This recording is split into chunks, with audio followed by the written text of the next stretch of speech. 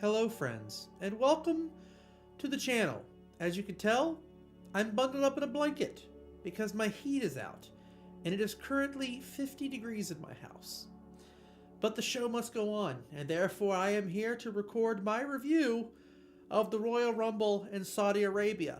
I will say this, from a crowd perspective, not the best, honest. Oh, actually, I take it back. You know what? I take that back. The crowd with this show was a lot better than I was expecting. And if you've seen previous Saudi shows, I actually thought they were a lot louder for the women than they have been.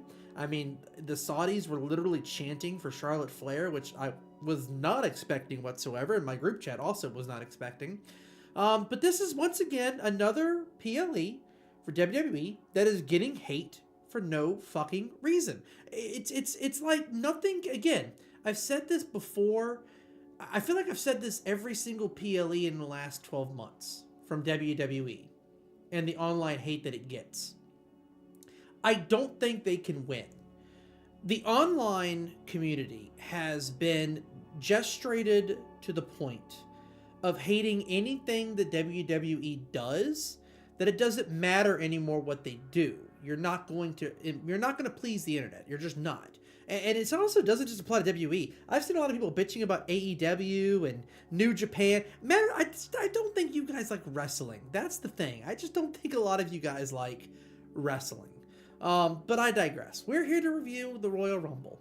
From my personal opinion, and not allowing you internet whiners to dictate how I feel about anything, we're gonna just jump straight into it, right? So obviously, as always, I've got my I didn't flip my face. Hold on.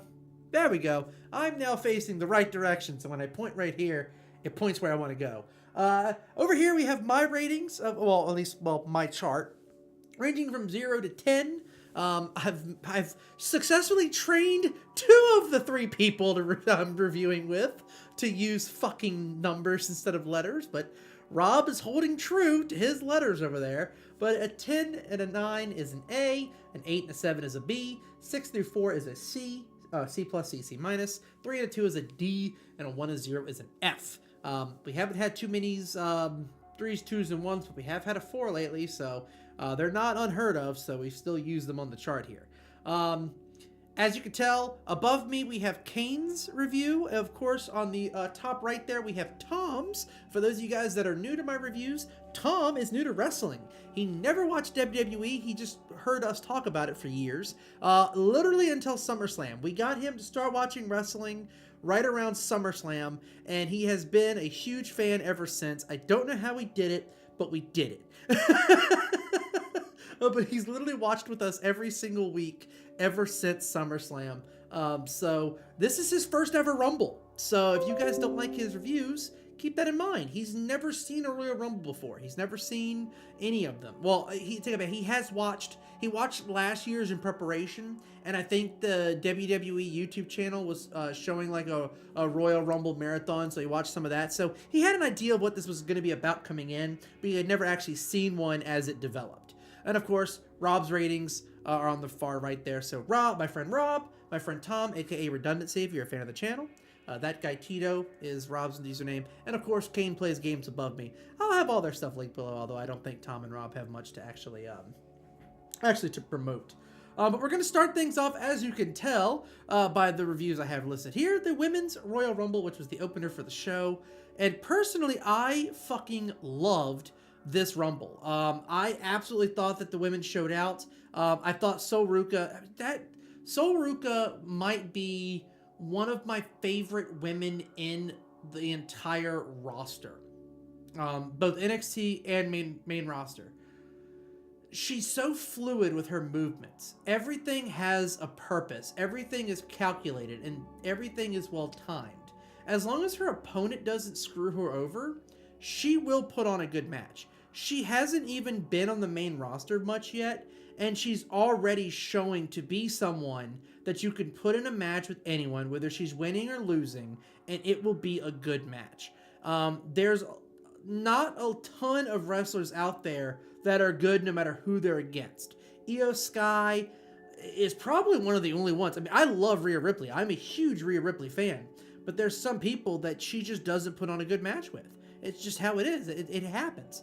There's not many EOS guys in the world, and I really do think that with some more polishing and maybe another year or two in the main roster, working with some of the main roster women and the veterans, I think Soruka could literally be just like Io Sky, where she puts on a good match no matter what.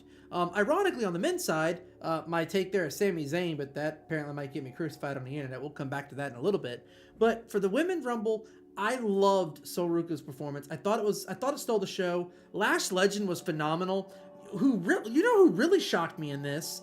Kiana fucking James. I've always felt that she was underutilized. They gave her a chance to show her shit in this event, and she showed her shit. She was fantastic. She was hitting power moves. She was hitting finesse moves. She was hitting speed moves. I mean, I didn't realize Kiana James had all that in the bag, but she was fantastic in this. Jordynne Grace, you know what you're getting with Jordynne Grace. She was fantastic. I love the Chelsea Green spot. I thought the Judgment Day with Liv Morgan throwing Raquel out is going to be an extremely interesting twist that I'm excited for Monday Night Raw tonight. I'm recording this literally 15 minutes before Raw, so hopefully I can get this done in time. But I'm really excited to see how that develops as well. I do like the winner. I actually had Liv Morgan was my pick to win this coming in. So I am really happy that I got that right. I expected, and here's the thing. I've always said this, predictable does not mean bad. And in this case, predictable was good. There's a lot of intricate storytelling you can do with Liv Morgan winning the Rumble. A lot of people feel like the Rumble should be an up-and-coming star. But if you look at the history of the Rumble, a lot of times the performances in the Rumble are what you look for with the up-and-coming stars. Look at Roxanne Perez last year. Look at Soruka this year.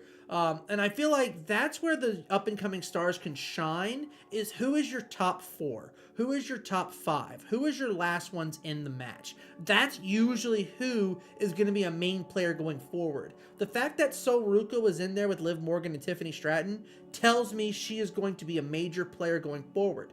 Last year it was Roxanne Perez with Charlotte Flair. Charlotte Flair won. Roxanne Perez is now a mainline player. So I really, really, really love how they utilize the Rumble to put over talent, but make sure the winner is an established face going into the main event of WrestleMania. That's the most important thing. You're trying to sell this Mania match. You're not going to sell it with an up-and-coming star. Listen, you tried it with Jey Uso last year in the Men's Rumble. I loved it. A lot of my friends loved it, but it didn't really do what you wanted it to do. You need to put... The Rumble winner should be an established person. It was with Liv Morgan. I love the finish. Kane, above me, said that a match of 2 halves. The opening half of the match was fairly lackluster, with the match seemingly a little bit thrown together. The outfits for the women also seemed to limit how they could do their moves and spots, which was something I was worried about, given that it is in Saudi. And the second half of the match was great, with a crowd that gave a damn, and some good spots leading to the Liv Morgan debut. I think, like I said, the fact that the crowd actually was in to this match like it was, really, really, really added a lot to it. Lash Legend got a great showing, as did Raquel and Grace, but this Rumble felt like a bit of an eye-opener for me. At a glance, the women's division feels strong with the name power, but due to the tag division taking up all the attention right now, the Rumble felt a little sauceless. The opening half was a 5 out of 10, the closing parts were a 9, it gets a 7 out of 10. So I can understand where he's coming from here, but I also, again, the beauty of wrestling is it's something different for everyone, as you will now see when we get to Tom's review. Tom gave this match a 9 out of 10. Loved it. Not many shocking entries, but the top 3 was done to perfection, in my opinion. Soruka is a star in the making. Liv Lennon was expecting, but was still very entertaining. Again, you can have predictable and it still be good. You just have to make the predictable good.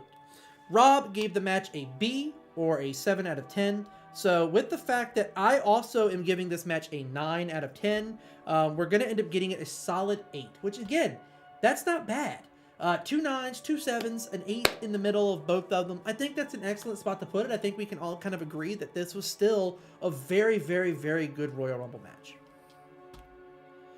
Next up, we have AJ Styles versus Gunther, and if AJ Styles loses, he must retire, and unfortunately, he lost. Honestly, I really like this match.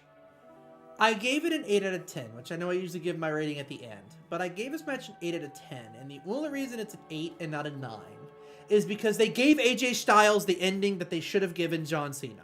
They let him pass out.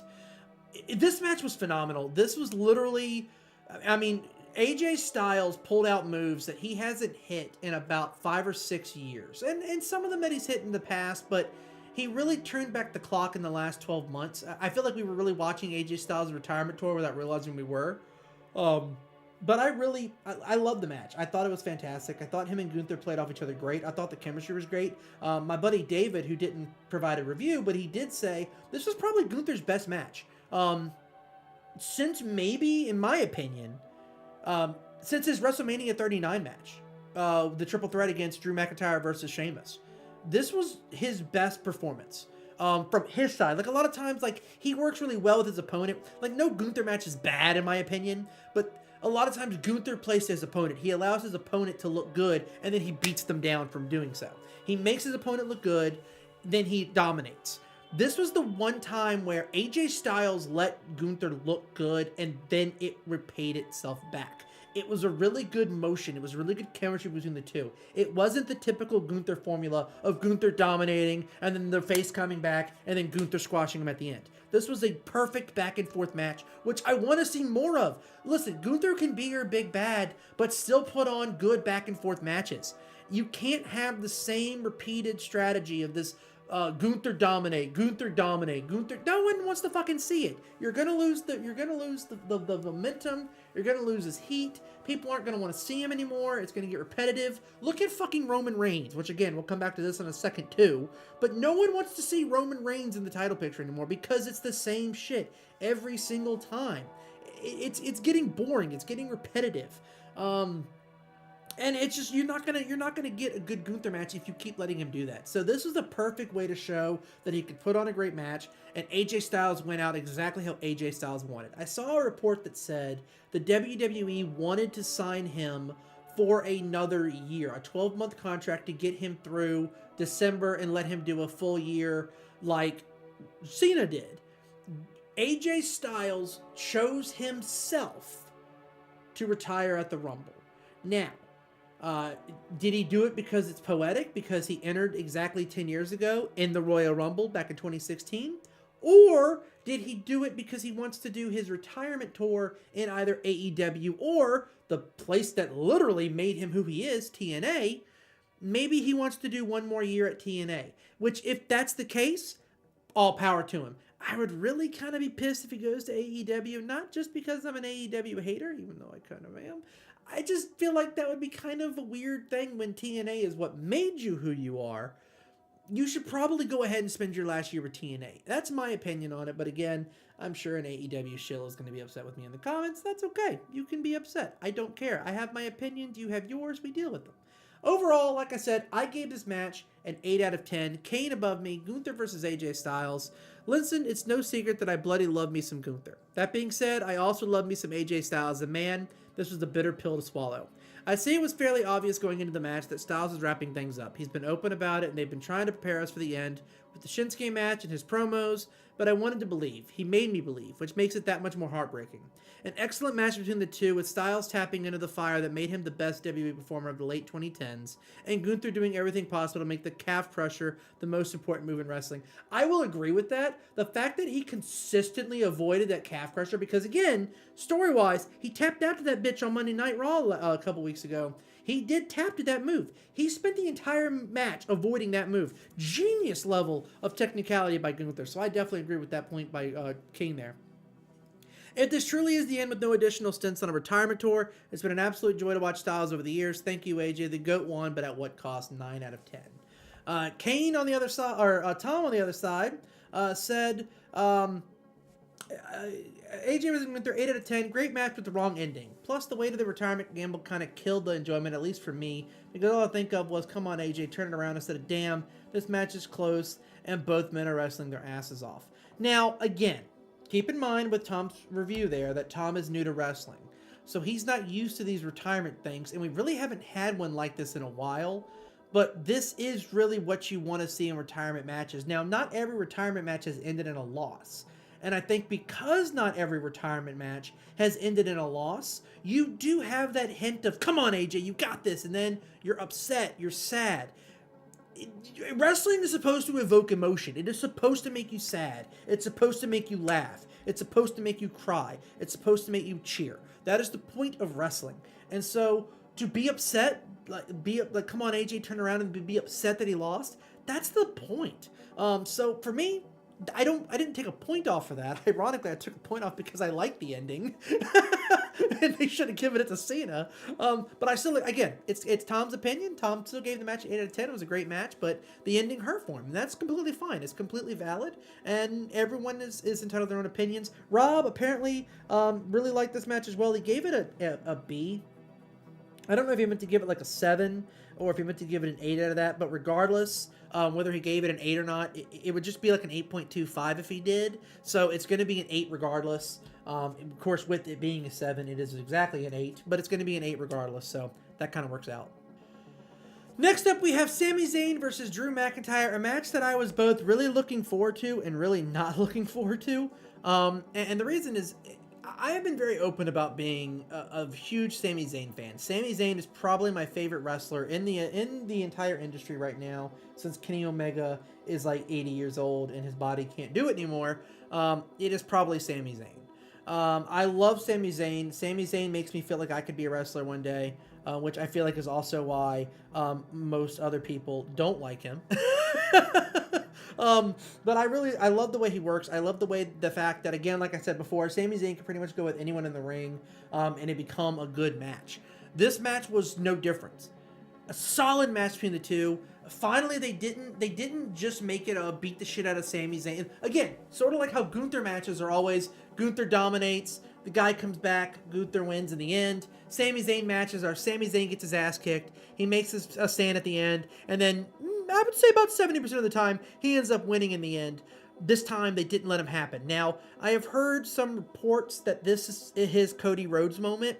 Beat him down now and then have him redeem himself in a year, and then win next year's Rumble and go on to the WrestleMania in Saudi, and win the title in Saudi Arabia. If that is the case, completely valid, completely get the loss here, and completely get having the match be here in Saudi Arabia. But at the same time, I never really thought that there was, again, even though I'm a huge Sami Zayn fan, with all the teasing they did with Drew and Jacob and Drew and Cody, I figured the only way Sami was going to win was if Drew or Cody cost him. And the fact that that didn't happen, I feel like this is really the only result that would work with the story you're telling right now. I do believe we're getting Drew versus Jacob versus Cody at WrestleMania, probably at night 1 main event. For the title, and I would not be shocked if Jacob Fatu doesn't walk out that bitch with the title. I'll be completely honest with you. So because of that, and because of that prospect, I am okay with this result. I, again, really didn't have much of a choice to be okay with it. I know where it's going eventually. I know Sami is going to be the champion at some point from a fan perspective, but the match was still fucking great. I gave it an 8 out of 10. I do feel like they left a little bit in the chamber because, again, I don't think this is the last time they're going to fight. Sami Zayn has never beaten Drew. Sami Zayn is going to have to beat Drew in order to beat the title. Whether Drew holds the title or not, he must get through Drew McIntyre if he's going to be champion at some point. So I feel like they left a little bit in the chamber for when that moment finally comes. Kane, above me, said a hard-hitting encounter that played off the underdog energy and comeback potential of Zayn as a performer against the cocky and dominant champion in Drew. Sami got put to the ringer with the crowd coming alive as he defiantly fought back, clutching onto the dream only to wind up short. Hopefully they keep the story going to make the eventual win bigger. 8 out of 10, I agree. Tom over there said 6 out of 10, felt like an afterthought, and Sami had zero chance to win this thing. Would make no sense for the story as all the challengers have some beef with Drew. Sami replacing would be a wrong note, at least to me. So because of that connotation, the match was hard for him to get into. And again, I totally get that, 100% get that from a viewing perspective. Rob gave his match a 7 out of 10. This match is actually going to end up being a 7.25, so it is going to end up being a 7. Again, that's completely fine for this match, assuming that this is going to be not the last time these two fight, and assuming we're going to have that payoff of Sami Zayn winning the title next year in Saudi Arabia WrestleMania. I feel like this entire video is me fighting with this fucking blanket. Next up, we have the Men's Royal Rumble, where, honestly, I thought that You know, it's funny because last year's WrestleMania was extremely star-studded and had a lot of really hype moments, but it lacked in actual content, if that makes sense. This year was the opposite. The star power almost seemed to subdue itself. It was like there were so many stars coming out in so many different times, and it was broken up by great wrestling. I loved Obafemi opening the fucking show. That was great. Oh, I am a little bit disappointed we didn't get Oba versus Breaker, but again, we watch wrestling for stories, guys, and let's be honest, Seth Rollins versus Breaker is the better story. It just simply is. It's the story they've been telling since last WrestleMania, last Monday night after WrestleMania. So it makes sense that this is going to continue going on. I know some people are butthurt about it, but honestly, you can really sift through who's a WWE fan and who just likes to bitch and complain based on how they react to story beats. And honestly, you guys really just need to get over yourselves with some of these things, because the story is not Braun Breaker being champion. The story is Breaker working himself up to become a true main eventer. And he's not it yet, guys. He's not it. It took literally 4 or 5 years for Roman Reigns to be taken seriously. You think an NXT star is just going to jump off the fucking couch and be a main player? No. The only one that might do it is Oba. That's it. And that's because Obafemi is that fucking good already. Like, that's it. It's fine. It is completely fine to admit that Obafemi is a one-of-a-kind talent. And honestly, I still don't want Obafemi to be a champion in his first year. I don't. I didn't want Tiffany Stratton to be a champion in her first year, because look what happened when she became champion. I'm glad they're taking the long way with Roxanne Perez. I think she has earned her title if she is the one that wins it at WrestleMania. I think that's perfectly fine. But I feel like, you know, these guys, they got to work their way up. So I have no problem with them taking a story beat way to get Braun Breaker out of the event. Brock Lesnar didn't need him in the event. A lot of people are upset that Brock Lesnar got eliminated the way he did. Quite frankly, don't give a fuck. I really don't even want him to be at WrestleMania, but oh well, here we are. So the fact that he got eliminated during Jey Uso's entrance fucking killed me. I was like, fuck yeah, get rid of him. I'm glad with that. Just listen, and this is, allegations be damned. I've never liked Brock Lesnar. I know I haven't been doing these reviews since Brock Lesnar returned, and before he left the first time. I have never, you can ask Rob and Kane and whoever else has watched wrestling with me, my dad included, I have never liked Brock Lesnar. I have always thought Lesnar was boring. He gives me nothing but, oh, I'm going to come in and suplex you and then F5 you and then I beat you. Like, fuck off, man. Like, give me some fucking sustenance. You can't do, again, ironically, same thing I said about Gunther. You cannot do the same repeated formula over and over and over again to be good. And Brock Lesnar is the same formula over and over and over again, and I'm tired of it. So, I don't like Brock. Allegations be damned. The allegations just make me really not like Brock Lesnar, but I've never been a fan. That's my own personal opinion on it. Yeah, not a switch up. It's not something that I'm just saying for virtue points because of the allegations. I have never liked Brock Lesnar. So I'm glad he got eliminated how he did. Jey Uso, on the other hand, what the fuck are you doing, man? The Jey Uso entrance was weird because I think I saw an angle where fans were like pushing him and like trying to get in his way for selfies when the camera cut away. That's why the camera cut away, because Jey Uso and security were having to push fans back in their seats. And that's honestly why the Brock Lesnar elimination looked so shitty, because Jey Uso couldn't get there. Which again, why is he doing that? Just have him come down normally. But you gotta have him. Jay gotta eat. Hogan gotta pose. Sammy gotta win.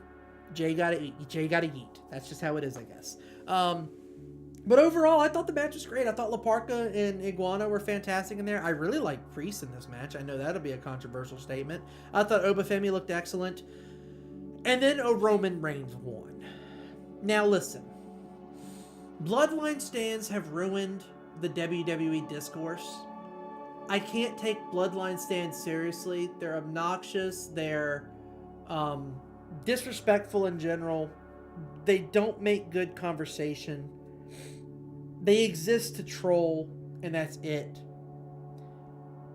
And I 100% blame Roman Reigns. Which, I mean, obviously they're Bloodline stands, the Roman Reigns fans. Listen, you never show up. Your matches aren't good. The only good Roman Reigns match in the past 3 years was the WrestleMania match last year, the triple threat match. That was the last time Roman Reigns was good. The match against Bronson Reed was decent, but you couldn't even put him over. You know, you couldn't even put him over. Roman has given nothing to the company. He has just taken and taken and taken. He has given nothing to the company. I'm done with Roman Reigns.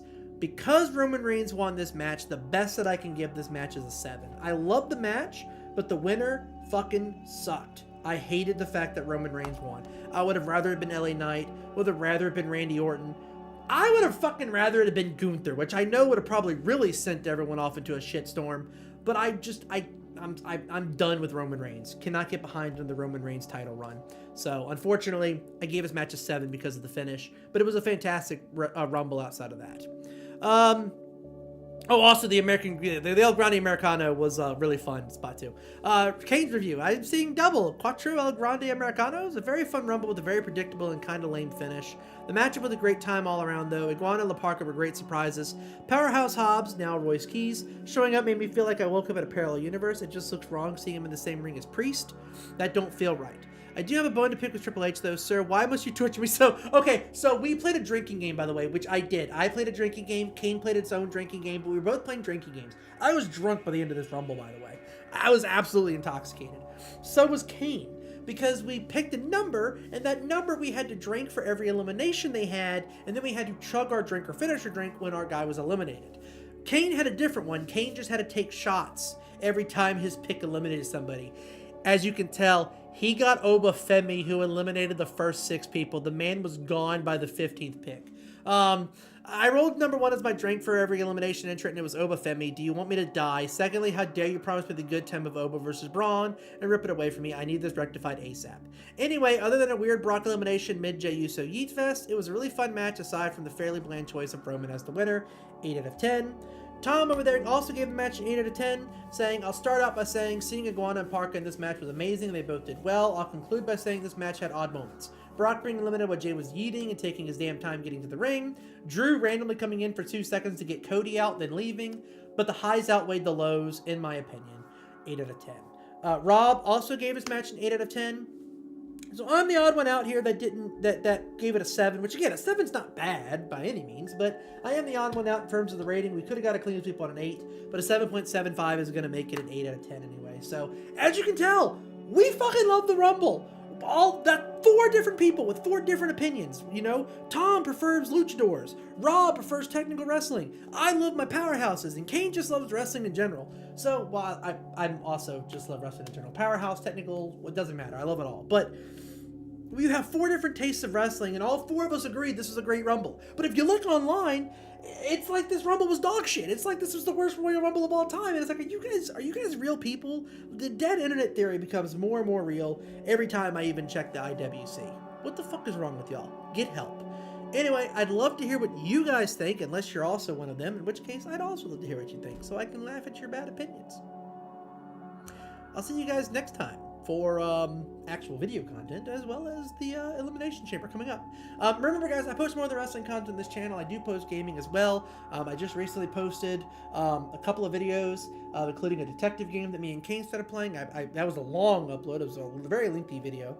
But that one's up, and then I'm working on a Monopoly video. If you guys watched my my Christmas streams, you'll recognize that fucking bullshit.